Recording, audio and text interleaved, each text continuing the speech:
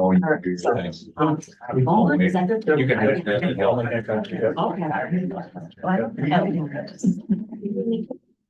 like to call to order the school board meeting for the District of Sturgeon Bay for Wednesday, November 20th, 2024. Would everyone please stand for the pledge? I pledge allegiance to the flag of the United States of America and to the republic for which it stands, one nation, under God, indivisible, with liberty and justice for all. Excellent. Mr. Measley, the roll call, please. You bet. Commissioner Schultz and Commissioner Howard are excused. Commissioner Spritka, Here. Commissioner Cruz, Here. Commissioner Stefani, Here. Commissioner Jennerjohn, Here. Commissioner Chisholm, here, Commissioner Haas, Here. and Commissioner Meyer. Here. Excellent, thank you very much. Do we have a motion to adopt the agenda as presented? I'll move to approve the adoption of the agenda as presented. All right, we have a motion by Commissioner Chisholm and a second by Commissioner Jennerjohn to a motion to adopt the agenda as presented. Further discussion? Hearing none, all those in favor, please say aye. Aye. Opposed? Motion carried. So now we are to Izzy for the student council report. So I don't have we don't have a whole bunch going on in these couple months, but previously we had like our little Halloween thing that we organized, and for that we handed out candy to every student and like in little individual bags, and then we had our student council members pass them out during class. So people seem to really appreciate that. That was very fun. And then looking forward, what we're planning at our last meeting is the candy cane sales, and we'll be doing that the week before break. So each student will get a smaller one, and then we will sell larger ones. And then with that, people can send little notes to their friends, and I think it's really fun to do. And so then we also let people sign up for delegating that and organizing that before school and then during lunch. And then also looking forward, we have the variety show. It's like our talent show. That's going to be the day before break. So that will be December 20th. It's going to be after school because it's a half day. And for that, we've made posters. I made 2, and then we have a freshman actually make one. So it's nice to get hopefully we can print those up and then get those on school. So I'm excited to see those. And then for that, we'll be giving away gift cards for the winners, and the winner should get $50, and we'll go down from there. And so it's all we've been discussing. Are you planning to have an entry in the talent show, Izzy? No. All right. But are you getting Principal Nervy to have an entry in the talent show? I haven't talked to him about it, but hopefully we can convince something to go on with some staff. I think maybe we could try twisting his arm. Yeah, I think. How about superintendent turn Don't out? you think? I always did it when I was a high school principal. There's my card. Yeah.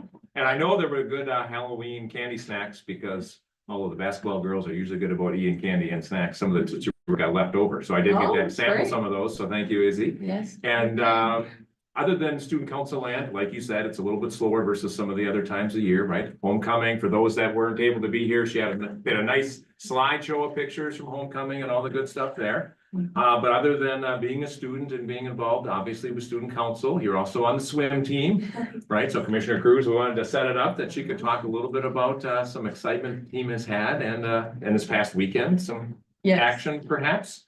Yes, we just went to state for swimming. So that was on Friday. That was very exciting. So we're in Division 2. So Division 1's crazy competitive, but D2 is still, you see some really fast girls. So that was really fun. I was in a relay, and so our relay placed 8th, and then our whole team placed 10th out of 34 teams. So it was right, it was in the top 3rd. So that was really nice to see. It was just really fun. The whole experience was really fun to go again. Excellent. What other types of activities, just as an example of one of our students, are you involved in, Izzy, as you look from here toward the end of the year? Well, I just had my first mock trial practice today. So because I couldn't attend the past ones because of some practice. So I just said that, and then we delegated our roles and the part that you're gonna play. And so I was like, it's fun to get into that again. So I'm looking forward to this season. Hopefully we can go stay for that again, because we went 2 years ago. So, Very and good. then I'll soccer in the spring and then indoor soccer in the winter. So just kind of like doing random things and club activities. So you won't get bored, I think. for the No, benefit of I the don't think, audience. unfortunately.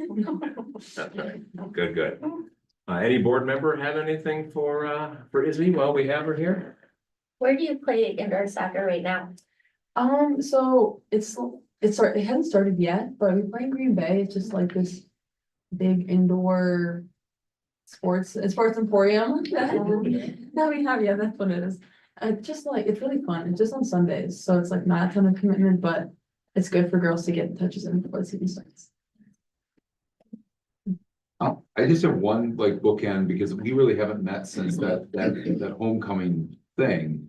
And I don't know if everybody saw the 60-minute thing, and I'm not being political, but we look good on that. I mean, certainly like Jake, you were on national TV and there was a lot of people that were on national TV, I mean, panning the audience and just the whole, it almost looked Norman Rockwell. So like, I think other parts of the country would love to have that kind of idyllic kind of scene that they've painted. Now, I'm not saying it's perfect here either, right? But it sure is pretty We're lucky to nice. live here. We're lucky to live here. And it was like a postcard for Door County, that whole piece. I mean, the destination Door County couldn't have bought better advertising, right? 20 minutes of just showing constant looks, but really, we were the school that was featured. So that was pretty awesome. And has a lot to do with the student body is great. And I didn't see any issues that night and everybody seemed to get along. The bonfire was great and I mean, I go back to my high school, we didn't have anything like that. That wasn't a thing that we did, but of course, dinosaurs are roaming the earth at that point, but it's a great feeling. It was a great night. It was nice to be there and it was nice to see it get a national audience and that's because the students do such a good job. So thank you. So I guess that's it. That's all I have. So I think you can go study or do whatever you need to do. So thank you. Thank you. I found my Thank class to you. be working on, so. Good. Have a great night. Thank you, Izzy. Congrats on this one. Thank you. Next, we have the public comment section. And I've just seen, I know there's a lot of people here. We're gonna do recognition right after that, but is there anyone here for public comment at all? Anyone? Anyone? You? No, nobody knows something? No. All right, so then we're gonna get down to the recognition area. And that's why I think a lot of you are here. So It is. We've got a couple of different things going on with recognition. So why don't I have Principal Katie Smallham come on down to the podium. And as we're doing that, the board knows, but for the benefit of the audience, we actually talked a little bit about this last month. The excitement with the Sunrise grand opening, right? We had a public event here now, however many Fridays ago it's been. And so we wanted to recognize some of the folks that were really involved with that effort. And not only them, but kind of some of the people they represent who were also involved in supporting the elementary playground fundraising and the history. And again, the board's heard all sorts of presentations, communications on that. Well, as sometimes is the case with people that are real active and involved, a month ago, some of them were involved with elementary parent-teacher conferences on that night. So it didn't work well to do recognition. So thanks to Mrs. V for talking with a number of them and kind of like, all right, can we get hopefully most of the group? I think we've got all but one that I think could make it tonight. And so we're happy to have some of those folks here who we are going to recognize here in just a moment. So why don't we do this, Katie? You want to call them down and then I'll get ready for some stuff and I'll come up and we'll do the picture after that. I'm gonna say all the names, but I think only two are here, but Brooke Ulrich, Kendra Vandertide, Rachel Mauer, Catherine Poon, and Nicole Matson.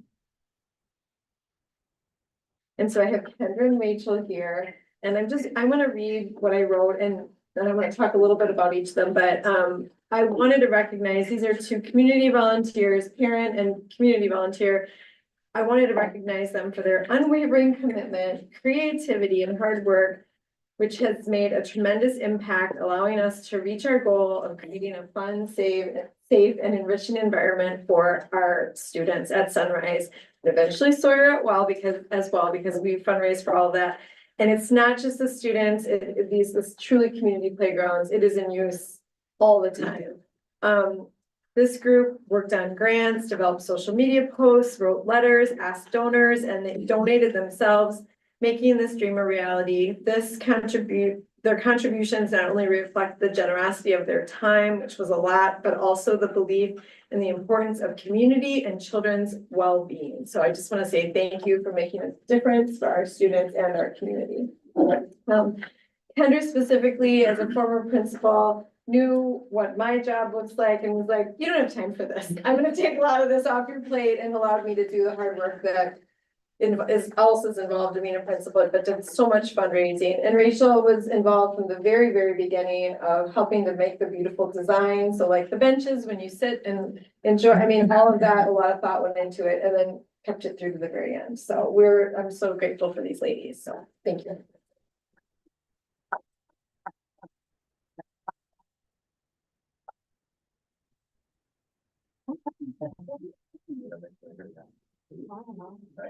Maybe I can also touch on, Rachel sits on our little work group for our community newsletter. Some of you probably know that we started working with the Penn Pulse the end of last school year. So we just had our most recent edition come out this past weekend. So also, again, just an example how, some of our involved community members and parents are in a variety of different things, plus then I can get a plug in for the newsletter. So Rachel, thanks for that too. Let's give another round of applause there. Principal Nerby, come on down. We have, the board always loves it when we have student representatives in the house, and we have several tonight too. So let's get some of that information out here. Mr. Nerby.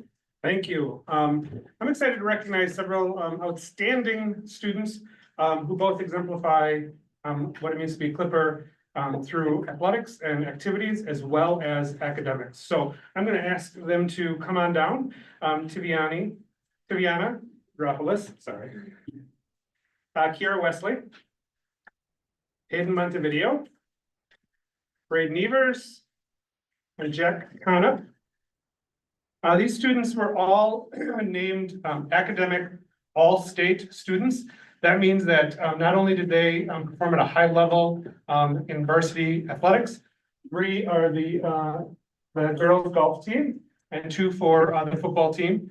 But they did so while achieving outstanding academic success this first part of the year as well. So I just think it's always exciting. One of our goals, as you know, when we talked about earlier, was to get students involved and active, and that has a positive impact on their academics. And I think these 5 students up here exemplify that. So I'm just very excited to publicly recognize them and just really showcase, I think, their talents and all that they do and what they bring to Sturgeon High School. So nice work. Let's come around. We got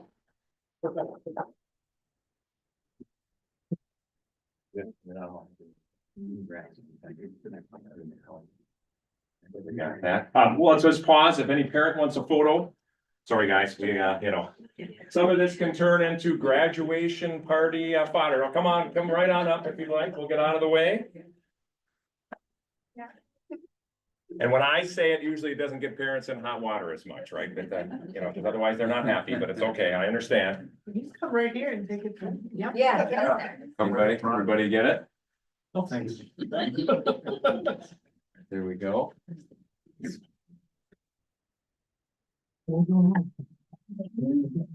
Excellent. Thanks. Good job, everybody. Let's give another round of applause.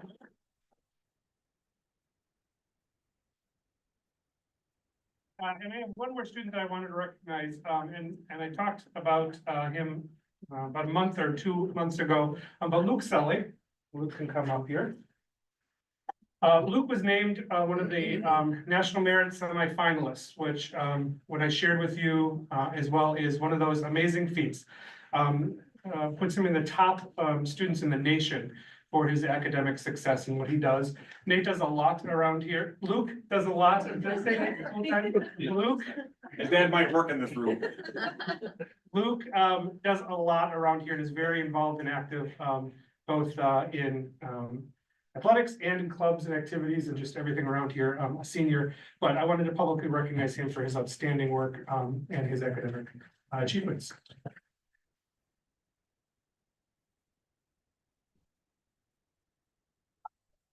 Pause for mom. Excellent. Thank you. Thank you. All right. Great Let's job. give all the students one more round of applause.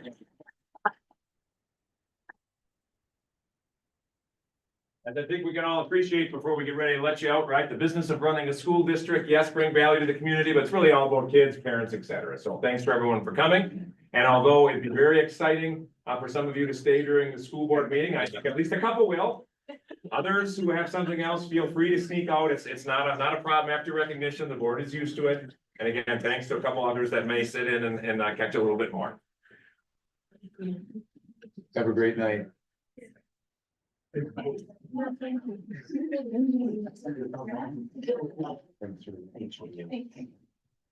I was Kind of hoping to do that. Yeah. It's an awesome part. good to see you. Seeing how that.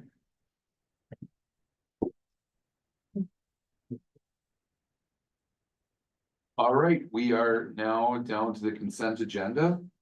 And I will read with the consent agenda. Consent? What's in it? So here we go.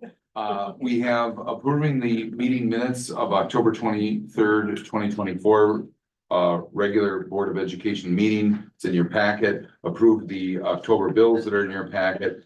Approve the grants and donations, and I'm going to read these. For Sunrise, we have $40 from Sunny's. We have $100 anonymous donation. We have $40 from Tattages. We have $40 from Jimmy John's, $40 from Starbucks, $40 from McDonald's, $40 from Novel Bay Booksellers, and $40 from Madison Avenue Market. Additionally, the Raybrook Foundation for TJ Walker Library signage donation. Raybrook also donated for enhanced photography and multimedia integration. Again, for the library, I believe. $77 from Sean Wadier for the lunch program. $500 from New Industries for Clipper Nation. $10,000 from Sunshine Charitable Foundation, general donation. $1,000 from Terry Marine Group for the high school tech ed department. $877.43 from the class of 2024 for the high school auditorium, which fantastic. That's kids giving back to other kids. $700 from Bonnie Anderson for the Clipper Clays. Resignations and retirements. We have Colleen Gertz is resigning from her food service position. Curtis Schauer is also resigning from his part-time position in food service. Jake Holtz is resigning from coaching football. Second reading of Neola board policy updates. We just read those last month. You see that listed A through W. And then I just need a motion to approve the consent agendas as presented is recommended. So do I have a motion? I will approve that consent agenda as. Okay. And a second from anyone? I'll second it, but I have one thing to say too. Yes. When I was looking at the meeting notes from last time, I just noticed my name is misspelled like through it all. So that's all. I just wanted to bring it up. Okay. Okay. Well, That can be fixed. fix that, yes. We want to definitely do that correctly. Yeah. So we have a motion and a second to approve the consent agenda. Any further discussion? Hearing none, all those in favor, please say aye. Aye. Opposed? Motion carried. Now we are down to the operational agenda. And on the operational, we are down to the notice of Board of Education election on April 1st of 2025. Yeah. All right, so annual notices, I will just go right into the notes here to keep it brief. So a school board election will be held on April 1st, 2025. 3 board members whose terms of office will expire in April of 2025 are as follows: Beth Chisholm, Mike Stefani, and Jake Schultz. Declarations of candidacy and campaign registration statements will be available in our school district office here at 1230 Michigan Street during regular school hours, starting on Monday, December the 2nd of 2024. Declarations of candidacy and campaign registration statements must be filed in the district office no later than 5 p.m. on Tuesday, January 7th, 2025. So that goes early in the new year. No board action or anything, as you can see, is needed on this. It's simply part of the public notice, which technically is on a list to make sure boards hit on that in December. We usually work it into the November meeting to make sure, even if something strange would happen in November, we miss it, that we have hit that. So that's what we have for that information. President Stefani and board, nothing else is needed from you at this time other than giving that notice. Perfect. So next we're down to appoint assistant board clerk. Yes, this deals, of course, with the election, as the board knows. So how we've historically done this in Sturgeon Bay, I'll go back to the notes. A motion to approve the district administrator to the position of assistant board clerk for the purposes of accepting Board of Education election documents is requested. It's a practice that we have used in the past as a convenience to our actual board clerk and our potential board candidates who may bring in paperwork. Motion to approve the district administrator as assistant board clerk to assist with the collection of the Board of Education election documents is recommended. I'll make a motion to appoint the district administrator as assistant board clerk to assist with the collection of Board of Education election documents. I'll give a motion by Commissioner Hall, seconded by Commissioner Spricka to appoint the district administrator as assistant board clerk to assist with the collection of the Board of Education election documents. Further discussion? All in favor, say aye. Aye. Opposed? Motion carried. Next, we're down to approve middle school athletic coach for girls basketball. Yes, so we have Maddie Wolf, who the board knows is one of our teachers. I'll go into the notes here. Principal Mark Smullen and Athletic Director John Dupuy recommend Maddie Wolf as our 7th grade girls basketball coach. Maddie is a current kindergarten teacher over at Sawyer. She also coached middle school girls basketball back in 2021-22 and 2022-23. So she has done this before and has talked with me several times about it. A motion to approve Maddie Wolf as our 7th grade girls basketball coach is recommended. I'll make a motion to approve Maddie Walter as the 7th grade girls basketball coach. Second. We have a motion by Commissioner Jenner John, seconded by Commissioner Meyer to approve Maddie Wolf as the 7th grade girls basketball coach. Further discussion? Hearing none, all those in favor say aye. Aye. Opposed? Motion carried. And if Maddie were here, she would probably tell you this also means her husband Larry will be a volunteer assistant helping out. So I didn't want to say that ahead of time because we're not approving Larry, but Larry would be involved as well. And he has helped work with the girls in the past. Is Larry aware of that? Yes. Point 5, approve the high school athletic coach's assistant girls basketball coach. Autumn Ross, yes. Yeah. So Principal Nerby and Athletic Director Dupuy recommend Autumn Ross as an assistant girls basketball coach for us. Many of you know she's a graduate of Sturgeon Bay High School and also played basketball here just a few years ago.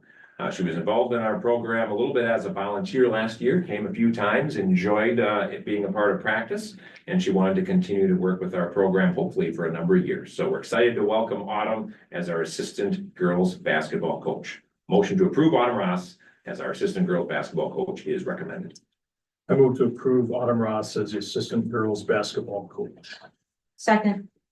We have a motion by Commissioner Spricka, seconded by Commissioner Cruz to approve Autumn Ross as the assistant girls basketball coach.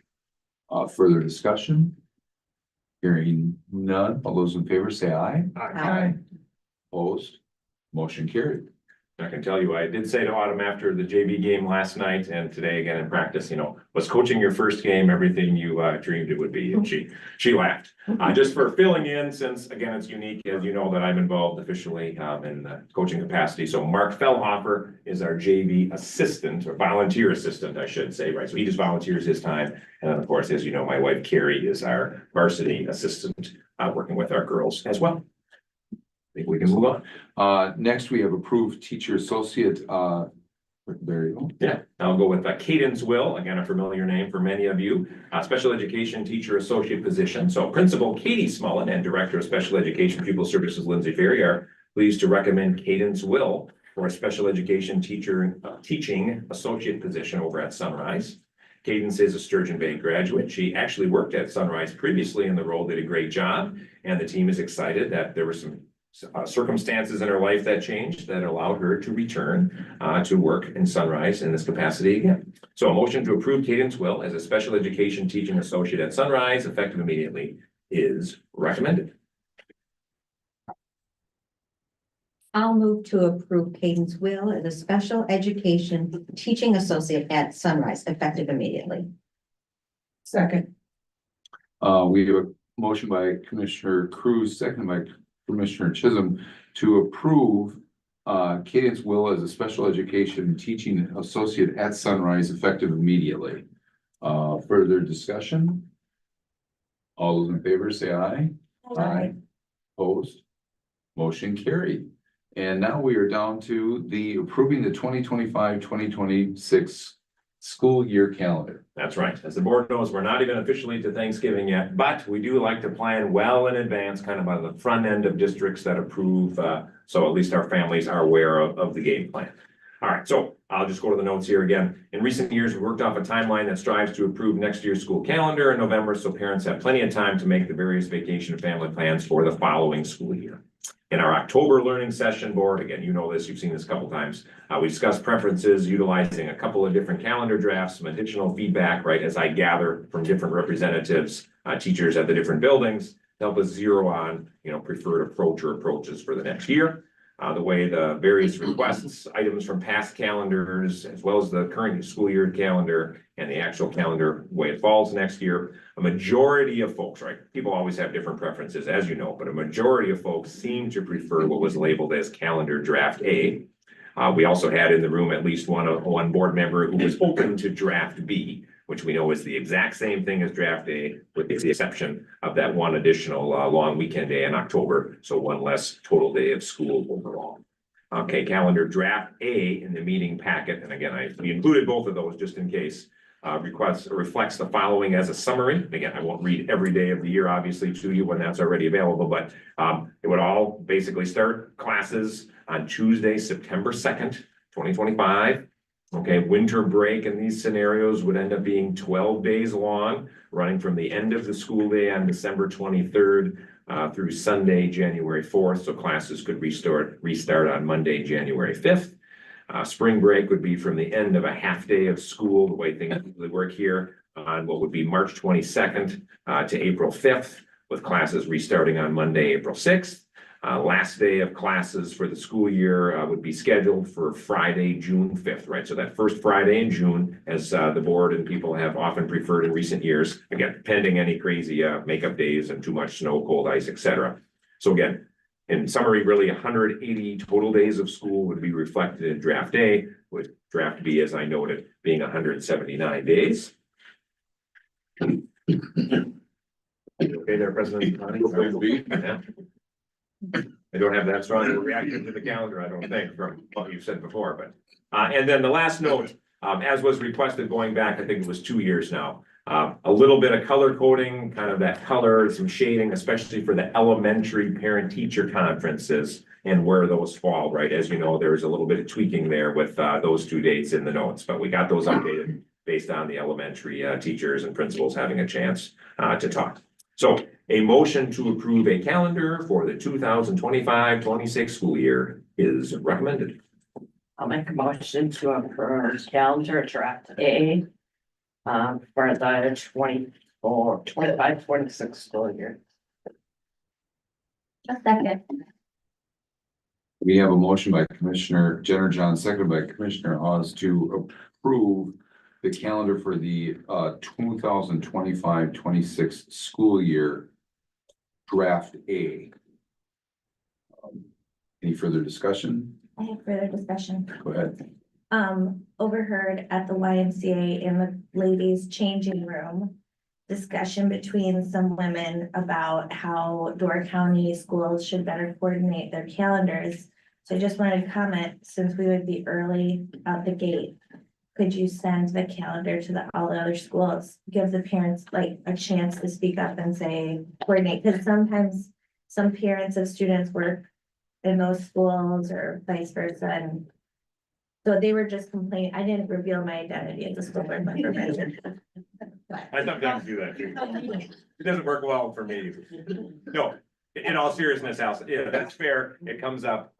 So the other districts / superintendents, some years we have more dialogue about it than others. But I always tell them like, hey, here's what we're planning. And then as soon as ours is approved, I always send that right away to them that yes, they and their boards and communities, of course, can decide what they want. But since we get ours approved first, or at least I think we have most of the years I've been here, we forward it on to them right away, so they have it. And I think 1 or 2 of them, yeah, we meet regularly with the superintendent. In fact, they're gonna be here on Friday morning as well to meet with Representative Kitchens.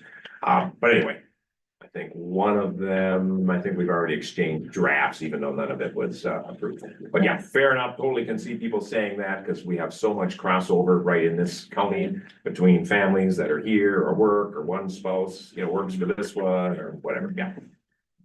So yes, definitely, I will do that. In fact, while we're talking about that, if I may, what we'll do and what we've done before is, again, we'll share so the principals can include in their upcoming parent newsletters. I make contact with Jen's team in the tech office, kind of back behind that wall. They throw it on the website right away. So right away, we can start sharing it. So any parent is aware of that. Thank you. Any further discussion? Hearing none, all those in favor say aye. Aye. Opposed? Motion carried. So now we're down to point 8, which is Neola Technical Corrections, single reading. Yeah, this pretty short list here, and again, thanks to Mrs. Demise and our Jean, who's our retired superintendent, Neola rep, that helps us make this as palatable as possible for everyone. So I'll just hit on these high points quickly, even though board, I know you have this and have seen this. So policy 0100 is a technical correction, as these are, dealing with the definition of a local public officer, holder, or official. Next up, policy 0143.1, public expression of board members. There's a technical correction about the title of a cross-referenced policy. So again, that just makes things more consistent. Next up, policy 0152, officers, right? Again, this helps govern boards as well. That's a technical correction around clarity as to the election of officers. Next up, policy 2221, special observance days, updated to reflect the source of the required observance days pursuant to state law. Again, it's just a reminder for folks, right? DPI maintains an official list, as the principals and secretaries are aware of, for those observance days. And a fun little trivia is, does anyone know what the first observance day usually is each fall?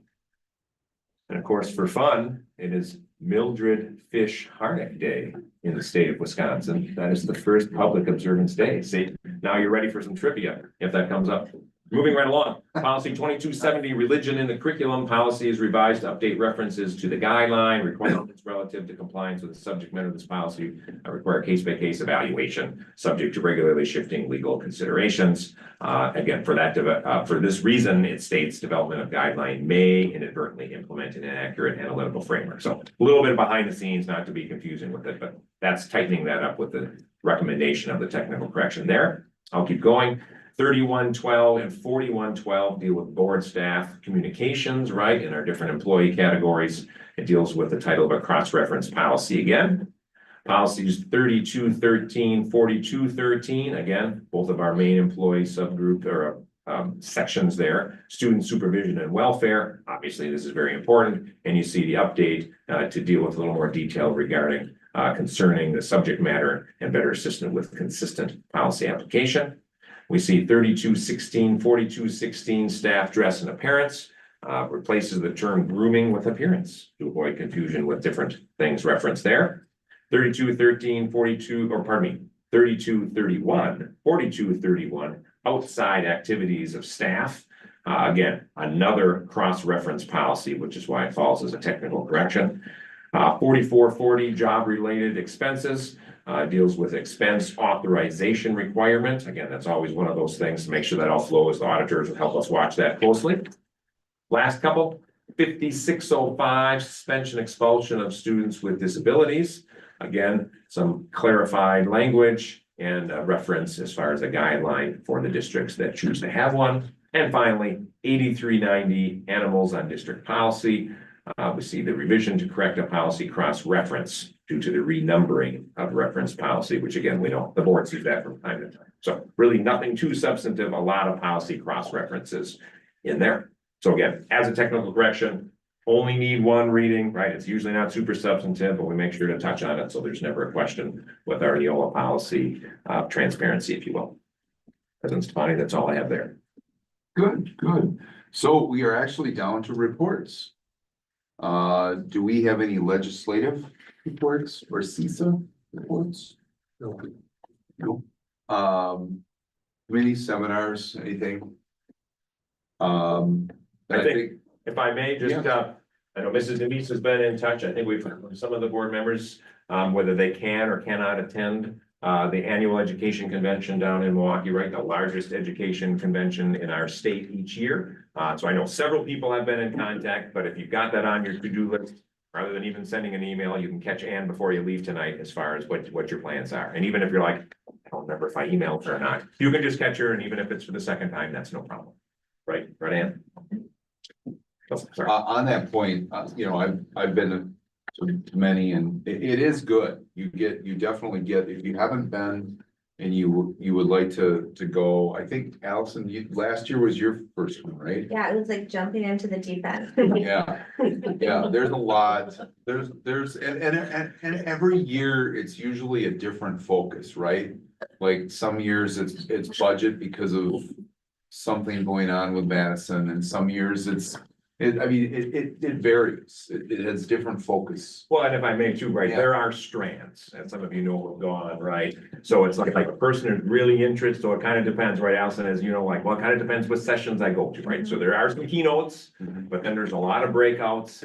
I know whether, as Jake and I go, and we see colleagues, obviously, and it's kind of cool for school board members to not just have a little time for people to talk, you know, here, but also sometimes meeting school board members from other communities is kind of neat. And so, yeah, if you want to learn about finance, or you want to learn about like marketing, community relations, all that kind of stuff, for districts, especially that are newer to the referendum situation, there's always sessions for them, right? So there's a variety of different paths that a person can follow. So even if, like Jake and I have gone a number of times, right? But each year there's always like, okay, there's certain things that we can rely on, then go to, even if it's similar to what we've seen before, and there's other new things. We also had like a session specifically for new board members, which I found helpful. And also just generally to provide context for what school boards are like across the state. There's actually 421 different school districts in our state, and all of them have different styles of boards, like different sizes and stuff. So that was interesting. In the early years on board as well. Yeah, so for history and context, I thought it was really, really helpful. And there's specific things, a lot of administrative type things, like Jake and I have been to. We went to that one that was about, we were dealing with benefit stuff at the time, so we went to, you know, thing on insurance, and I know many of the contacts that Jake and Dan and the district uses are all there. They're all at that place, so you can really, you know, learn something or bend an ear of somebody or figure out, you know, things that may help the district. So it's a good thing. It's a good thing, and it's always awful weather. It's always really cold, Nasty. and there's usually a snowstorm of some proportion that is coming through either on the way down or way back or whatever, right? So I think yeah, some people know it, but I think it's been 2 times. I don't think it's 3 now, but 2 of the last 10 years, I've had to call some sort of delay or snow day Yeah. from Milwaukee. yeah. It's that's usually kind of the coldest week of the year for whatever And reason often it it's has cold. been lately. It's kind of You're fun. really selling it. No, my point is, why not be at a conference, right? You're inside. Stay indoors as much as Stay possible indoors. over a couple of days. You kind of just walk across the street, and you're And in a conference thing all day, so what? And that's been added to and renovated for those Yeah. that haven't been downtown Milwaukee, right? I meant that as a positive, because you're actually in a climate controlled area, but yeah. And maybe I should add on a serious note that so just the year before I was hired, the board added, and Tina probably remembers this maybe better than others, our learning sessions, right? And part of the reason the school board added our learning sessions during the school year, right? Some places call it a workshop, right? For those in the audience and others where like the board doesn't have to worry about voting on things, but is looking to learn and be ready for when we do have to vote on important things, was because board members for years had gone to the school board convention and said, you know, there's a lot of things we could learn more about. And have richer discussion about. So we make good decisions, we're informed, but also so the school board meetings run smoothly, right? And people aren't having to sit here for 5-6 hours because that's not good, right? As we saw in the COVID days, we all survived it. But so anyway, the school board convention did lead to what we call learning sessions, which I think started even partway through the year before I was hired, if I remember, Tina, right? I think we started like the second semester. So really the first full year of learning sessions, ironically, ended up being my first year, even though the board had already decided that. So just again, little known kind of Sturgeon Bay fact that the convention led to our learning session approach, which I know for us seems to work very well. I know I've recommended to some others, like, hey, it's a nice way to structure workshops, have meetings without too many meetings or too long even. So there you go. Excellent. One other thing to maybe bring up in this section is the childcare conference that happened, the summit. Which isn't directly like a CISA thing, but is, I know some of Beth went, Dan went, and I think that was all of us, but it was pretty interesting. Katie Villers was there for, I know, a part of the time, yeah, and I think a couple others as well. Yeah, it was, I learned a lot. I took a lot of notes. There were an essay in response. Did they touch on, I mean, because this does impact the district, right? It impacts like Head Start, it impacts a lot of things. But I know that childcare right now is going through a little flux in Sturgeon Bay. And I don't really know the reasons or what's happening, but you know, ultimately, it sounds like both of those are gonna be back open eventually. And we're gonna have the same, I mean, it's important that we have as much coverage as we can, and I'm sure that they're looking at that, how to maximize a daycare situation, right? Yeah, the conference highlighted not only that there's not necessarily enough placement opportunities for kids, but also that the costs are extremely high for parents, like on the order of $1,000 per month per kid or more. That childcare workers don't get paid enough, so that's kind of leads to shortages. And then also highlighted like how critical it is for kids to get really good care ages 0 to 5, because 90% of your neural development happens then. So then, you know, it's important to, so they did address, didn't have like a solution necessarily, but highlighted some of the complexity of the problem. It was a nice turnout. I know I commented to some folks that were maybe newer to the county, and like Kevin Kretzik, the new superintendent at Southern Door, we sat together for much of the morning and explained that, like, you know, 8 years ago, 6 years ago, even when we were having some of these different childcare meetings, and again, I've gone to probably quite a few of them over the last decade, right? There were certainly people present, but not the large size group that was there that day. So I think there's an increased awareness, just like we would talk early on, remember about economically disadvantaged, right? And there's more poverty in Sturgeon Bay and Door County than people initially realized. People understand that a lot more now. And I think the childcare, again, people are aware, employers are aware, because they want to hire people, and all the people need a place to live and the kids to be taken care of when they're living, you know, all those types of things. So not a lot of, you know, not perfect solutions, but more people aware, and I think, you know, talking together to work on it. Yeah. Anything you would add that as being there, Beth, or anything? I would say that the two daycares in our Sturgeon Bay community, Doco and Children's First, are definitely merging. That is in the works as of early December. And I think that's going to be a good thing to serve the daycare shortage that we've had, that we're not alone. Communities across the country are suffering this deficit. And one of the things that came up at my table, and not just my table, but it's something for us to consider, because it makes so much sense for us to have 3- and 4-year-old kindergarten. But that impacts our viability of childcare centers in our county. Because there's ratios, you know, when you're infants, it's 1 to 4. And as you get up to 3- and 4-year-olds, it's a lesser ratio of staff, which we all know from being on school board, staff is our biggest expense, which it should be. That's who's educating and caring for and nurturing our children. And so that came up, at least at my table, that more and more that school districts have gone to offering 3 and 4-year-old kindergarten has impacted daycare's viability. This would be a topic that every year there's at least one presentation down at school board convention. Mhm. Right, and one of the terms that often is used down there is the whole, kind of like the child care desert. Right, so some of the communities, there's usually at least one community from somewhere up north presenting. Right, where there is not a child care to be found for an hour, hour and a half, right? So the community comes together and they sometimes say, okay, how can we work on this as a community issue under the umbrella perhaps of the school district? Using something like Fund 80, right, which Jake talks about, right, which is really, it falls underneath the district tax levy, the community is still paying, right, where together they figure it out and go, we don't have another option. We don't have a couple, 1 or 2 or 3 locals, right? So it's a challenge for us, but we at least have some local providers. The other thing, sometimes I know someone had reached out prior to some of this to Representative Kitchens, who had given me a call, like, what, are you hearing anything at the state level about 3-year-old and, in school districts? And I said, the reality, and again, you understand the fiscal part of it, is like, even for 4K, even though the vast majority of communities in the state of Wisconsin really expect 4K from the local school district, right? I mean, the state of Wisconsin can't figure out the funding on that. And for those who don't know, in essence, a 4K student, Jay can give you all the hard numbers behind it, but really only counts as 60% of a 5K student.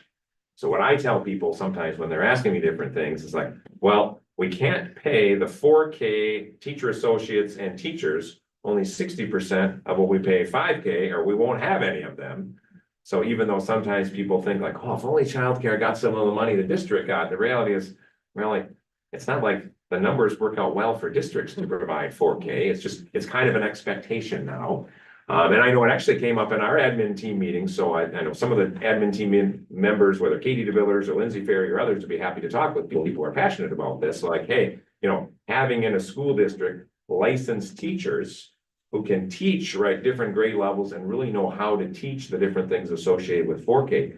That is a positive of having it under the district, even though, Beth, you are spot on, like, ooh, that's a challenge, like when a lot of districts or communities changed in the past, I'll just say decade, around the 4K funding and how that was helping childcare, right? There's the challenge part. So it's like any of these things, there's pros and cons to one way, there's pros and cons to the other way. And I think local communities just do their best to figure it out. I think we're fortunate that we do have, childcare locally, even though, yes, it's a tough business to make it go for sure. I can also tell you that down in Kewaunee County, 2 of the districts we talk with a lot with Algoma and Kewaunee, they've gone into the 3-year-old care realm, if you will, partially because, what's the right term? I'm thinking bleeding students, sorry, on a given night, maybe I can come up with a better word, but losing students to say Green Bay, right? Where some of the parents in those communities, it's not a long drive to Green Bay if there's not some sort of local care option. Of course, they're taking the kid with, and in some of the surveying and just talking with parents, they were told like, well,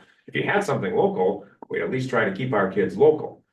So that's what's going on. I know the superintendent of one of those 2 districts also told me just the other day, though, that what we're seeing, at least what they are seeing in 3K enrollment, is not necessarily continuing into their 4K and 5K.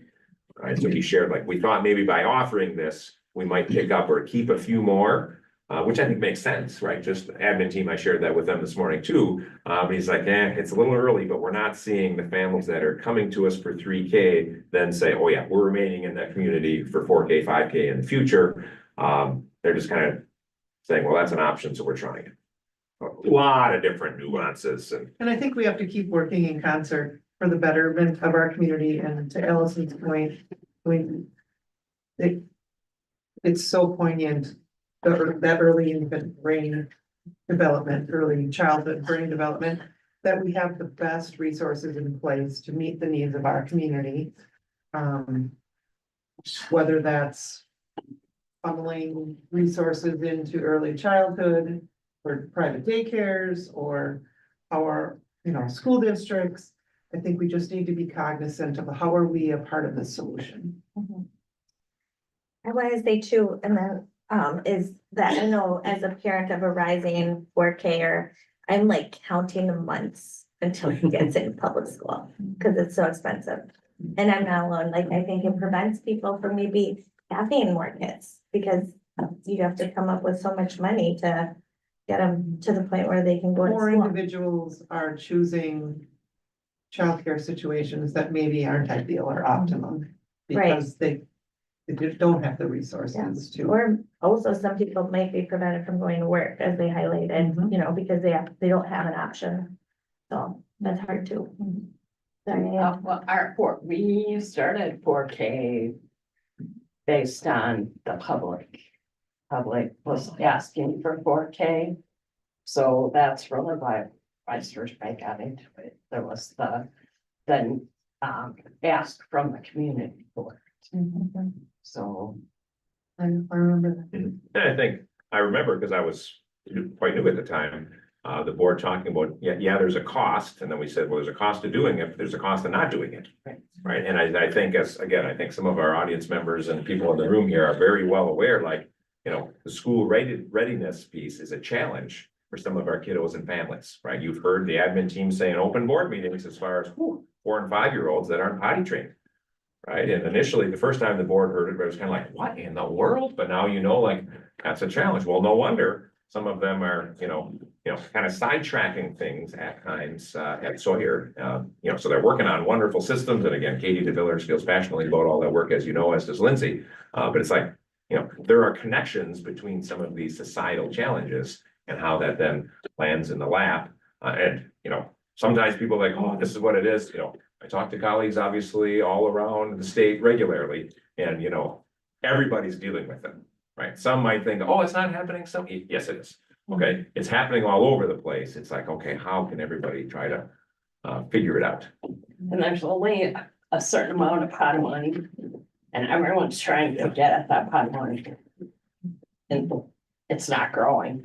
Yeah. Well, I think that's in talking with, again, not getting political, but talking with like a Joel Kitchens, right?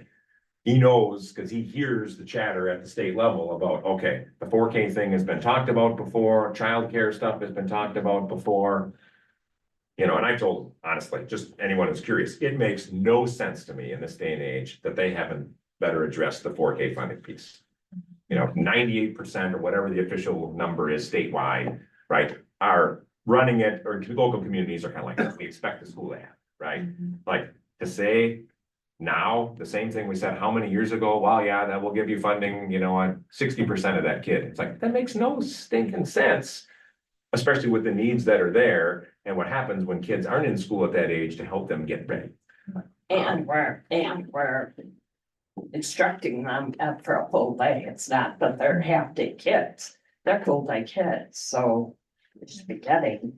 Yeah, so there are challenges, yes. That's a good little discussion. All right, can we move on to the administrative reports now? Can we do? I think they're coming as a group Oh, boy. to kind of move along. I think as you'll hear from them, you have their printed reports and traditional stuff, right? So they don't need to reread that to you. And so as we were talking before, I mean, there's certain times like recently as you track like, oh, school district report cards, school report cards. And then we were talking, I don't know, earlier this fall, right, Jen? The team is like, well, there's certain times we talk to the board and we want to do that publicly, like, hey, what are the highest of the high priorities and things we're working on, right? So in essence, they kind of structured some thoughts for us. And I think Jen is going to tee it up and then they're each going to take a little turn and go from there. I am. Did that work, Jen, for teeing it up? Yes, very All right. good. I know you were disappointed that we were not going to dance. Yeah, I asked if there was a song and dance at their part today. They said. All right, thanks. So yesterday, November 19th, Wisconsin Department of Public Instruction released the published versions of the Wisconsin State School Report Cards. As you know, they reflect student performance on the forward exam, the pre-ACT from last spring, 2024. The DPI reminds us, quote, to avoid using assessment results as the sole data point in high stakes decision making, such as teacher or administrator effectiveness and grade level advancement of students.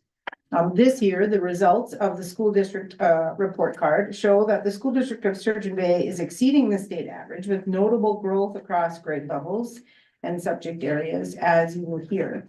It is important to note, however, that there were some major changes to the report card and how that affects our interpretations of the data. So if you'll just bear with me, I'll make this short and then try to explain. The spring 2024 test changes included a new 4-digit scale versus the previous 3-digit, alignment to updated Wisconsin state academic standards for both ELA and math, along with revisions to test designs, blueprints, scales, and performance level cut scores. So the final of these, the final two actually have the greatest impact on how we can interpret the data on the school report cards. So those being the performance level cut scores and the grade scales. That means that we can use both growth measures and percentile rankings to compare how we've done in the past to this year, but we're not able really to use student academic scores to do that. So while the district celebrates these positive outcomes, we remain dedicated to continuous improvement and providing a well-rounded educational experience for all students. So while you'll hear from the team many reasons we should celebrate the successes reflected on the report cards, we also want to acknowledge that many of our greatest accomplishments, such as the development of critical thinking skills, creativity, and social emotional growth, are not easily captured by the school's standardized report card. So with that, I'll turn it over to Katie. So Jen just teed up the report cards, and now I'm going to remind you that Sawyer does not get a report card because our students are too young to test.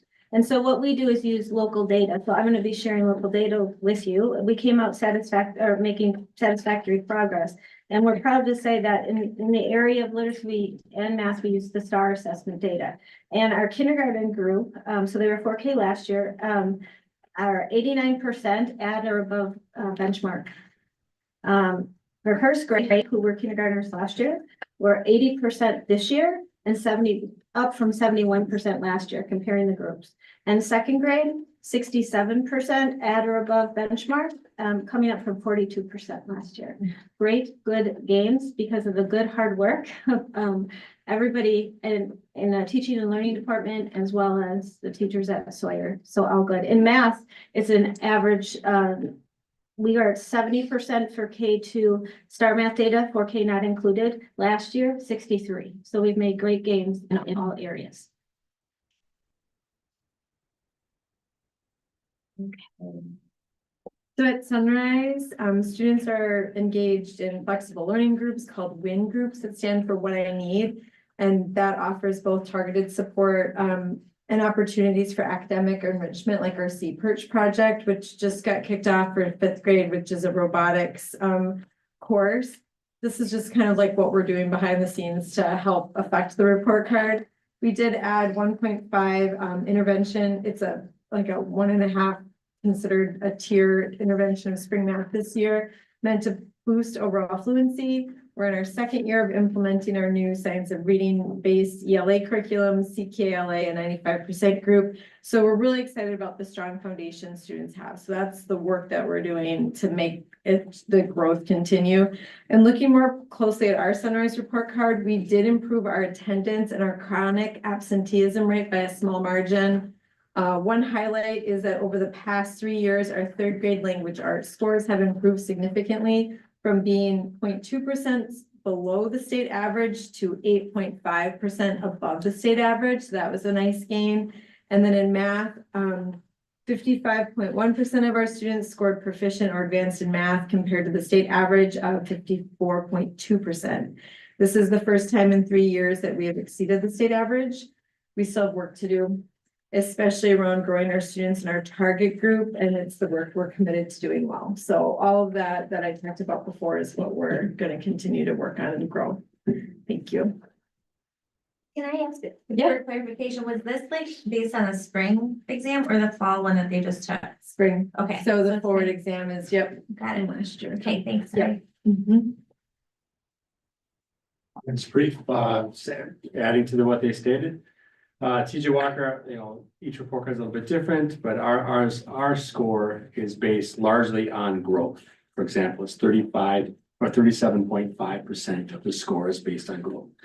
The target group, which is the bottom quartile, which Katie stated, that is 25% of our report cards. So our focus is almost two areas. That's where we really focus on reading interventions, math interventions, the new edition of spring math, supporting our EL students, special ed students with IEPs and stuff like that. So that's what our focus and drive is at TJ Walker. Going off of what Mark just said, the high school very similarly, most of our score is derived from the growth and the target group outcomes. And that's something that I've talked to you before about the work we've done on that. Excited to share that this year, based on that growth, we increased our overall growth scores year over year by over 20%, which is pretty tremendous in 1 year. And our target group outcomes, again, those on that bottom quartile of students, increased their scores by 15% year over year. So some impressive stuff. And I think a lot of that goes to the interventions that we put in place last year. I think the fall pre-ACT, which we just took at the high school a few weeks ago, does a big part of that because our teachers use that. We work with our students on that. They get to own and know their scores and really kind of make goals based on that. So really proud of the growth, especially in those two areas that the high school seen. All right, I get to talk about every building, and talk about our students with disabilities. So what I'll refer to, and you've heard it a couple times already, is that target group. Target group in my case really refers to how quickly we're closing the gap. So the gap between our regular education students and our special education students, and you hear that a lot, is how quickly are we catching students up so that they're no longer a child who needs specialized instruction. So at Sunrise, our students with disabilities, excuse me, are less than 6 points away from closing the growth gap completely in ELA and only about 8 points away in math. That is, they are growing at close to the same rate as their regular education peers. So are we scoring the same? No, but our growth rate, how quickly we're moving those kids along, is the same rate as our regular education students. So that's really good news. At TJ Walker, this is kind of a cool point. According to this one test, though, we have no gap. So our students with disabilities are scoring the exact same as the regular education peers in both ELA and math. So meaning their growth rate is the same as their regular ed peers. In high school, students with disabilities are actually outpacing the growth of students without disabilities in ELA, but still have a lot of work to do in math, as that gap is around 14 points. So we have some really positive things happening in our 3 schools that were actually assessed on this data. Overall, in our district, our students with disabilities make up 16.4% of our entire student body. The growth of specifically students who are identified as having disabilities shows that they are progressing more quickly than similar students in other districts around the state. So if you compared our students with disabilities to students around the state, we are outpacing their growth, meaning we're getting our kids caught up, closing that gap at a faster rate than some of our neighbors in the area and across the state. Again, it's important to keep in mind that we're not talking about points on a test. So when I talk about points, right, only being 8 points off or 14 points off, it's not comparing one child's score to another. We're talking about that, how quickly we're closing the gap. As everyone else mentioned in this group, we're not solely focused on these test scores, although we do understand that they are important. I also want to share with this group the work that our team does to support the entire community. And we must have been in sync on the daycare conversation because that's the next part of my report. It's something that I don't think people in the community are aware of, or even maybe you all are, but our district is responsible for also evaluating students for special education in the entire community, which means we are processing referrals both at Head Start, both locations at Door County, at DOCO, and at the Early Child Development Center, also St. Peter's and St. John Bosco. So if you think about that, we are responsible for our 4 buildings in the district and also all of the evaluations in all of those other centers that I mentioned. When we talk about those referrals and evaluations, at the time I wrote this report, I had 12 referrals and evaluations happening in the district. I'm now up to 16. That is by far the largest number of referrals that we've had in the community since I joined this district. What that tells me then, and I think it's important for the board to know, is that we are seeing a greater influx of students who have greater needs before coming into our schools. That means we have students who are attending daycares, attending Head Starts, attending parochial schools, that have either not had early childcare opportunities, and or are just getting into opportunities where they're socializing with other students, and we're seeing these concerns. Many of the students aren't going through birth to 3 programs. We're getting them when they're 3 or 4 or 5 years old. So I say that to you because it's important for us to know that our students coming into Sawyer, when we do get them, the goal is to get them at 4K. I'd love to have them all at 4K because then we can hit the ground running. But sometimes we don't get them until 5K. Sometimes we don't get them until 1st grade because you don't have to go to school until you're 6. And so when we get some of those students, they're coming in with non-school readiness skills. And that's not a knock on daycares, that's not a knock on Head Starts or anything. We're just seeing an influx of students who aren't ready to learn when they come into our schools. And so we're having to backtrack then and figure out how do we do this. So my point in sharing that amount of referrals with you is because that's an opportunity for us to get our hands on those kids a little bit earlier. Not all of them are Sturgeon Bay kids because we have to also do evaluations for neighbors to the north and neighbors to the south because those schools and daycare centers are in our area. So they're not all coming to Sturgeon Bay schools because they don't live in our area. But it's important to know that that's happening in our community in Door County because it's something that all of our school districts are going to have to experience and figure out how do we get to kids earlier, how do we provide the support, and how do we get them those school readiness skills so that they're ready to learn when they come to us. So just a little added piece of information tonight.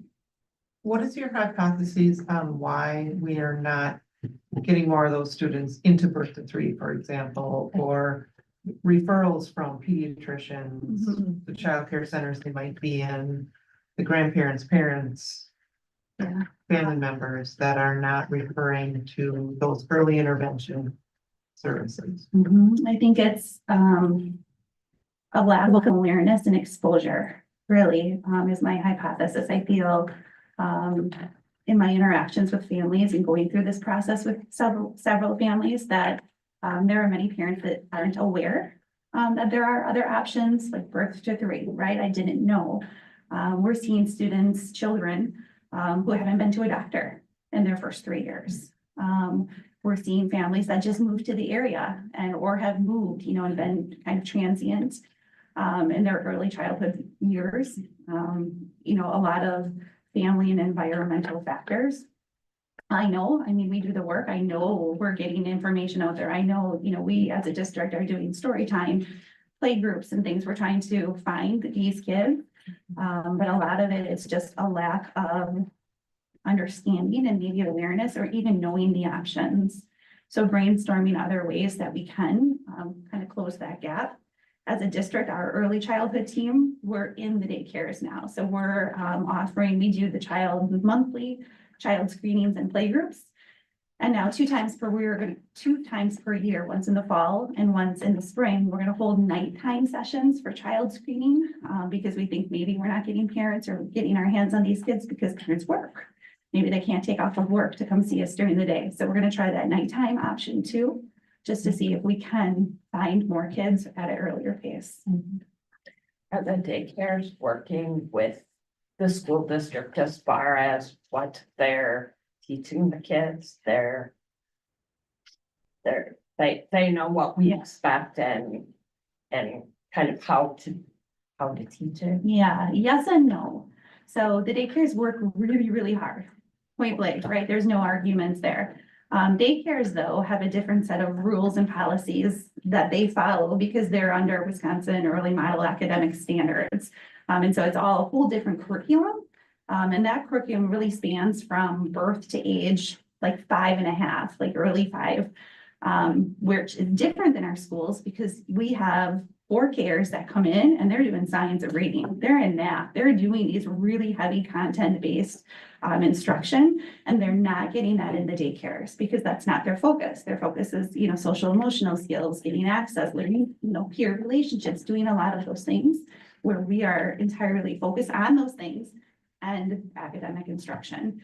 We talked about it in our meeting today, and I had said my concern is that now that we're doing such great literacy things and math is coming along just as quickly, the students that we don't get at that 4K level, we're now trying to catch up right off the bat, right? If they come to us even in 5K, well, shoot, they missed all of our 4K curriculum. Now we're trying to get them caught up, and we'll do it for sure.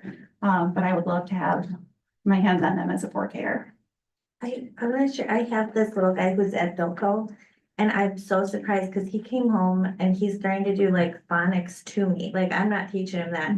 It like they're learning A sounds like is an apple, like he's doing that, I'm not teaching him that. So he's learning it at daycare, and they do calendar, and he's learning how to count, he's like my smartest 4-year-old I've ever had. So They're doing it, don't tell your other kid. they know, he's the baby. Is that something that we need to address with Mr. Kitchens? With getting the daycares more aligned and, well, especially at 4 and 5, get that Yeah. more aligned with the schools? It's a tricky one, because if you recall, there was a potential bill, Senate bill, but the Assembly didn't take it up last year. Kind of trying to force some things, but not approaching it right, and then trying to say, well, the childcare had to work with their local school district, but then the dollars were gonna follow them. It was just like, someone was trying, but that was not gonna work. So I think you have, it's a nice way of saying, just these different entities, right? And then the state piece, right? They know, right? In Madison, like, well, everybody wants more money, as you said it earlier. So it's like, how does that work? So I think, Joel's very aware it's an issue. Like what actually can be done about it, bear in mind that, as an entity, right? Whether it's the Republican Party, right? The Democrat, right? Like there are philosophical things about, should we really have to pay for that? Right, kids are valuable, all that, right? So I mean, then you get into those types of things, and so Joel can, say to me like, hey, here's the type of thing that some, a lot of my colleagues are gonna say or feel, and then that's where like even the funding on the 4K piece, right, the 60%, where most people are like, really should do something about that. The problem because, well, how much that's gonna cost, and we already have all these other requests for dollars. So that's where, even when something makes sense in theory, like the Blue Ribbon Commission, Joel was involved in, right, like the Republicans, there were a number of them involved, right? Governor Evers, obviously a Democrat with the state superintendent back, like they agreed on quite a few things. But in the end, some of those things still didn't happen because people then went, well, some of the school districts in my home district might not benefit as much as others, so I might not get reelected. So second thought, no. Stuff like that. The more you know, the more maddening it is, I can tell you. The admin team, I try not to burden them, and when I come back from some of my superintendent meetings, but you should hear this one. It's like, oh my word. Yeah. Yeah. All right. So we are, just to go back and circle back to close this up, that we do work with several of the daycare teachers at both centers, which will now be one, which is nice, and the Head Starts. At our parochial schools to teach them strategies that we're doing. So last summer, we had many of the parochial teachers come over to our science of reading literacy workshops.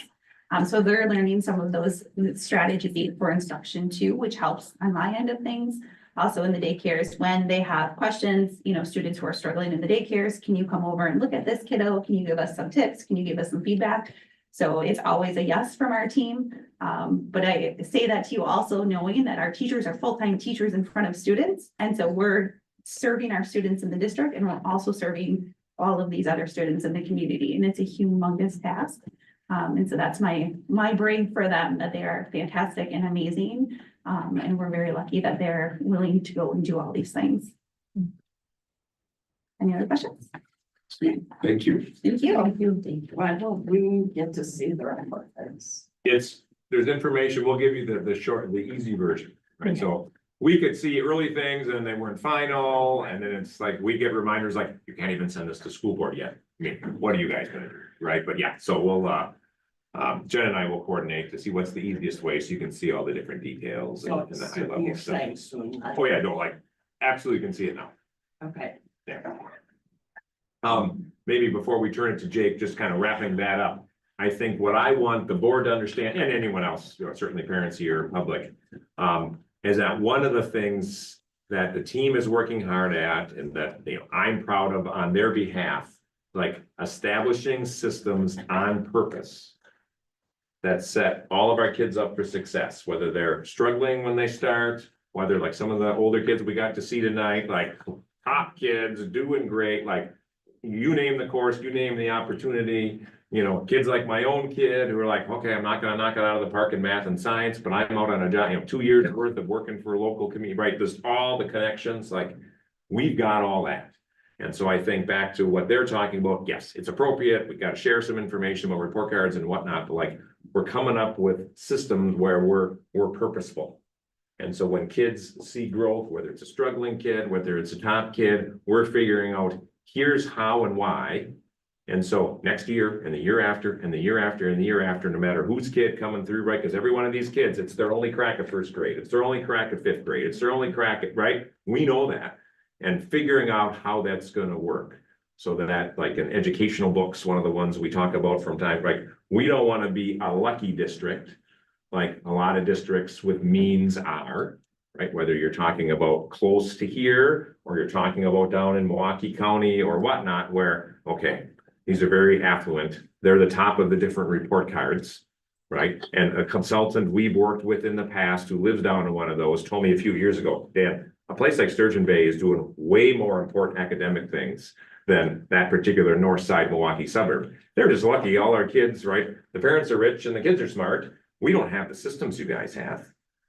So I think we're working like we're doing this purposefully so that our trajectory continues to go the right way, not like, oh, that class was especially gifted. So, oh, good. Look at us. We got a nice report card score. And then the next year, oh, it might not be as good because it's like that's not what we're chasing, even though we know those public things are important.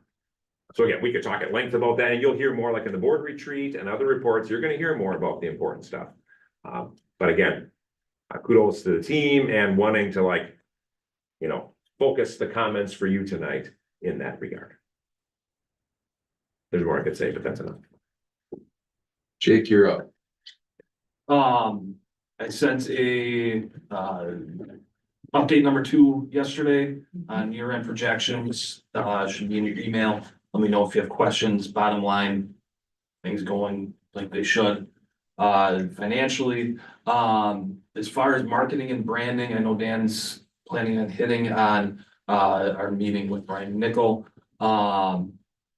The online school store, I'm sitting here now, since I got back from dinner, does look like it's up and about ready to go. I want to see if I can get a couple more logo, just in different colors there. But that'll be a online store that we open year round. We do get kickbacks right from that. Not 100% nailed down on where those will go. Probably FBLA or athletics, but don't quote me on that. And then what we'll be able to do is have seasonal stores. Yeah. So FBLA, I know in the past they've done different designs. They'll be able to do that within the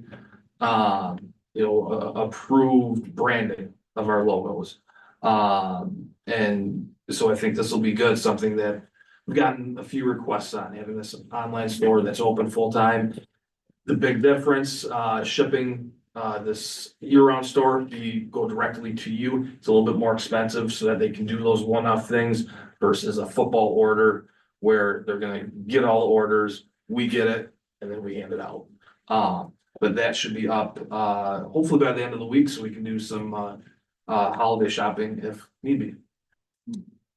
Nice. And maybe just, I know the board feels strongly about, you know, different connections, you know, good deals for our kids, families, the school, but also working local. So we're kind of right, Jake. I mean, there's this entity called BSN that we do a lot of business with, but we also have someone like Gretel at FLS downtown on our short list of like working through different things. So like I'll just use girls basketball as an example. So we were up and spent a while for new uniforms, while a bigger company like BSN is going to acquire the uniforms, right? Gretel, that's not going to be her thing. But as a local person, well, she happens to be the mom of one of our players, right? So like when the team got their zip up hoodies and their shooting shirts, like we went through her on that, right? So it's kind of trying to make sure we're spreading the wealth and also focusing on, appropriate deal, but also, right, there's certain things Gretel wants to be able to work with, and there's certain things, she doesn't want to have to deal with either. There's some more branding stuff they'll probably hit on in February, with elementary schools, doing some experiential design, that we've done in the high school here. And then also, John DePuy, our new athletic director, has been working on, starting to get a plan together just to kind of update some stuff back in the athletic area, in the gym, in that hallway as you come in to update the logo, but also I think celebrate our students, student athletes a little bit more publicly back there. So some stuff in the works with that, and that's probably a board retreat update. Thanks for the explanation kind of document in your business manager report, because that otherwise that chart would be difficult. Yeah, So that for helps. sure. Yeah. Good to know. I I'll second that. That I'll make was, sure to include that with the first one next year, and please if you do. guys ever want to see it again, just let me know. Now that I have the template. Yeah, now that you've Easy enough created to it, do. we could just update it, Yeah. but yeah, that really helps. So thanks. I Yeah, think, I'll limit my comments to two of the items I have from the usual three categories, just to keep it brief. And I did kind of mention the newsletter earlier with, again, Rachel as one of our parent PTO reps, as well as each of the schools have people that submit and pull stuff together, and Allison helps proofread. And again, just all that kind of stuff and expanding kind of the viewership of the cool things our people are doing. So again, just wanted to touch on that. The other one that was in the report, and then I have one ad, that communications and marketing, Jake alluded to it, right? So you've heard us mention this Brian Nickel guy and Donovan group before, and we talked about this a little bit last December. We had some other priorities and irons in the fire at the time. But again, he gave us a memo, and that reminds me, I got to forward that on to you so you can have that for those that are more passionate about it. But basically, on the one level, you can work on kind of a whole communication planning, kind of master plan document. Okay, so that's kind of like, we've talked about that in different ways during my time here. Okay, that's probably important for us to say, okay, we've done stuff with social media, we've done stuff with newsletter, right? We don't need like the option 2 that they lay out, like their full services for $48,000. I don't think that's where we're at, right? He mapped it out and said, okay, some districts need that. They don't have some of the systems we have. But kind of like a quarter of that in that roughly $12,000 range to work with Brian to say, okay, what is this going to look like? How do we have an intentional kind of strategy in Sturgeon Bay? It would include like a video example. And we were talking with some of you know Kelsey Fox. She's a graduate of Sturgeon Bay, right? She's involved in marketing. She does some stuff too. So Brian's aware that we're connected with Kelsey, and she's going to help us a little bit with some of our, hopefully, attraction of staff.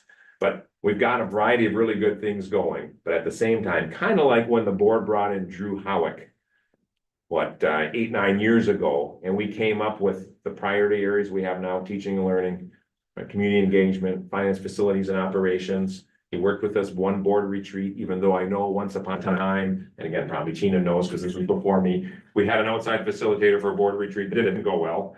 Right, this one we thought, okay, let's spend, I think at the time, dollars were about $4,000, give or take. We brought in Drew, worked really well. We use that every month. We use it every year for the priorities document. Every year for the board retreat, we're still using the same format and it's working. It was like, in hindsight, that was certainly money well spent.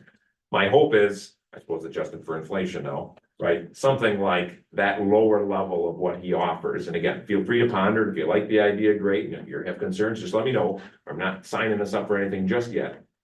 Kind of feels like where our district is at, whether it's some of the enrollment stuff we've talked about, whether it's some of the attracting, whether kind of having a system of maybe working with some of the local businesses as they're looking to attract people, or people like, how do we have a master plan that fits a little bit better there? We have some good things going. We know some of what we need to add, but we want it to fit. You were going to say, Alison. Well, you referenced this experience that Tina maybe witnessed a long time ago with a bad consultant that came in to facilitate. And then it sounds like this guy's good. Do you think he would feel comfortable sharing like references so you could call 2 other districts that he's worked with and hear from them, like, is he worth the 12,000? Yeah. And I think, so I've seen Brian and then the partner Joe Donovan present oh, this goes back a ways. I think I saw them before I worked for you here in Sturgeon Bay, presenting down in Madison at a conference, like they've been doing this type of work. We know Brian can pass at least a personal background check. Where's Jen sitting right now? Or am I blocked because of the poll? Oh, yes, because Brian was a Jen's student teacher back in the day. So he has a teacher background at heart and then kind of got into this work. But yeah, as far as some of the stuff, I think we even actually talked about, not from a reference standpoint, but some of the other districts they've worked with. And they were doing a lot, like an election time. That's part of why the timing came. He's like, I can't really get it to you before election time. I said, we're not in that big of a rush anyway, because they were supporting several districts that had things on the ballot. So again, just ponder that, not trying to rush us anything, but it just seems like, feels like over the past decade, this is probably something that would be helpful to the district long-term to kind of go on the lower end of what they can offer and then kind of see from there. So wanted to touch on that. And then the only other additional thing that I wanted to talk just a little bit about, I had a shout out for it, that the Sturgeon Bay Rec Facility, right? We've been having meetings once a month and now we're cranking up to a couple times a month this month and next month. Really looking as far as what are the possibilities around the outdoor athletic thing, right? Again, not as an only district thing, right? The city, the county, these other, you know, that there's that piece. And then there's kind of an offshoot of the group. It's not the focus of where we're at because it's not necessarily our property, but the concept of would some sort of indoor facility, multi-use, would that potentially fly, right? So the board approved dollars for the feasibility study. They said, well, we could have it as early as December, could be early next year. And they've said, we're not going to have the facility study or feasibility study, excuse me, yet in December. But what we wanted to do, because, and again, Mike and I sit in on these meetings on your behalf, like we recommended some individuals that the consultants talked to. They've talked to some, but they have a number to go yet. So we said, well, why don't we try to like have an event or two where they can talk to a number of them. It's just more effective and efficient than trying to go one by one, right? We all know how that is. And so what they're looking at, and we've seen some kind of early mock-ups for an invitation, but they're looking at pulling together an event on Thursday, December 19th in the upstairs at, last I heard, Door County Fire Company, right? Is that still? I'm a little behind in the I'm looking at the emails. mock-up with the. Okay. Yeah.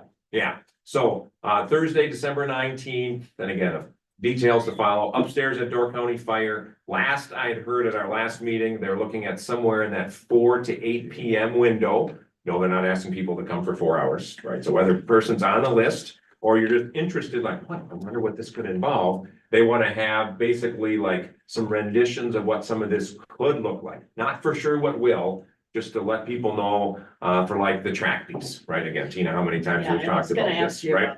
Yeah, oh yeah, that's like, everyone knows it's been talked about for a long time, but it hasn't happened yet. Like, we're getting to a point where I see no reason why it can't happen, right? Different reasons in the city and some different dollars and, you know, all that kind of stuff that can help make that happen. So anyway, basically wanting to get people in, give them a chance for feedback to really then move along the feasibility study. So all the major players that helped fund that can get something, and the community as a whole can kind of look at, okay, what's doable? I'm gonna guess something in phases, probably, right, depending on the best use of that. And really start to see some movement on that rather than, oh, we've talked about it for so many years, I don't know if it's ever gonna happen. So again, stay tuned, but you can mark your calendars, Thursday, December 19th, upstairs, Door County Fire, between 4 and 8 p.m. Anyone would be welcome, whether you're especially interested in the track and the facility or not. I know that's one of those weeks where we have like a concert every night. And I don't remember if I have 1 or 2 basketball games, whatever it is, but it's like they set up a window so people can kind of swing in and just kind of check it out. So more to come. Once the invite that Jake has up, once that's finalized, we'll help push that out. And certainly the board will get that as well. So is this group who's deciding what this is gonna look like and what pieces? You know, usually we do a survey to find out what people are interested in. Is that what's gonna happen here, or is this group gonna decide for the whole? If we want this indoor facility and what we want in it, and, you know, are we asking the public this, or are we just? It's still the information gathering. I can start and then Mike, you can hop in maybe. Yeah. So like, this is a steering committee because we've all been a part of efforts, right? If it's too big too soon, right, people go in 192 different directions. So we've got people from the city council, Raybrook, district, right? Because we know the property across the street. Again, the board knows this, but city owns some of it, the district owns some of it, right? We've got reps, we got a couple local business type people. Trying to think of who all, a couple of parents, right, who just on the steering committee, back to your question, Tina, to say, okay, how do we get this feasibility study? How do we move this along? Not that we're trying to be a small decision-making group, but like organize it in such a way, like what's really possible across the street? And then the one that's a little more nebulous because it doesn't have the years of history, right? Is like, what could an indoor facility look like, right? So as a district, we know we've been most passionate, obviously, about the athletic park across the street, right? And so I think that's where, to me, I started to say the phases make sense, but part of that depends, like last meeting, they were explaining little things that most of us wouldn't think about, like you want the baseball and softball diamonds to face a certain way because of sun, right? So they said, well, are you open to it facing a different way to make it more doable? And I said, well, I can't answer for everyone in the history of the city of Sturgeon Bay or the district, but I don't want it facing any way other than the ideal way, because someday people are gonna go, well, when we redid this, why didn't we do it right in the first place? You know, so he's like, oh, that makes sense to me, but I just need to ask. And then the other steering committee members agreed. But so that's part of like, so you have soccer, where we have track, we have baseball, softball, and there's history with all these fields, as we know, right? Trying to honor all the history, but also say, okay, for years into the future, and if some of that is like a turf facility that because of our weather in spring and fall, right, they can get more use, like how do they best position that? So that's where the consultants, and again, they do this work across the country, thank goodness. Like their goal is to like come back with like, they showed us a few things, but like, okay, what are like maybe 3 different scenarios that could accomplish that? The drawback then is depending on the ideal and how much that would be reorganized, then it could be a little harder to do in phases, if that makes sense. Because if everyone agrees like, oh, the track really should go on this location with a field inside that could be played on by, you know, football or soccer on turf, because it just makes sense for years to come. Great. Oh, shoot, if that moves that much, then the timing of everything, you know, kind of is locked together. Does that make sense? And Like, well, yeah. I would rather have it done right. Yeah. From the start than just do it to have it done. Because if we're gonna do it to have it done, just have it done, I can't agree. It's not gonna go like that. Yeah, because the other thing, the only thing I would add is even some of it, you know, this is what these folks do as far as they know what they've seen elsewhere, what works or what doesn't. So one of the things that we learned, I'll just share, like indoor ice, for example. Somebody was passionate about indoor ice, right? And really, as you start looking at the fees or the price tag for that, and then it's not just the price tag of getting that, it's a price tag because it's very expensive for ongoing maintenance and to keep like indoor hockey or ice to go, right? It just, honestly, the price is too much and for our size county and the amount of people here, it's just not feasible. And some of the folks that were in the room shared that there was a big feasibility study for just this kind of thing, like in recent history, like 5 or 6 years ago. And basically Wayne's shaking his head, so he probably knows all about it. But it basically came out that's already been studied and done, and it's like, no, but it just can't work. And it's not that everybody wouldn't want it, it'd be wonderful, you just wish it and make it so, but it's not something that really is feasible in this deal. So that's great. Okay, so that's known. And then there's other certainly other things that are being looked at, but you know, just really to bring it into us, to our, I mean, I think the outdoor area, like Dan said, is really a starting point that I hope we get out of this. And whether what happens for the potential, you know, indoor piece, that's really a community thing, Right. And that's gonna come together from a And community that's, standpoint. I would like to serve it community and go if they're interested. Yeah. And if they are, what do they expect it to look like? Yeah. What are they gonna use it for? Yeah, it's more nebulous and it's far more involved. Yes. Right, a portion of the group kind of was focusing on that, right? And they're seeing like, whew, that is more involved than they even realized.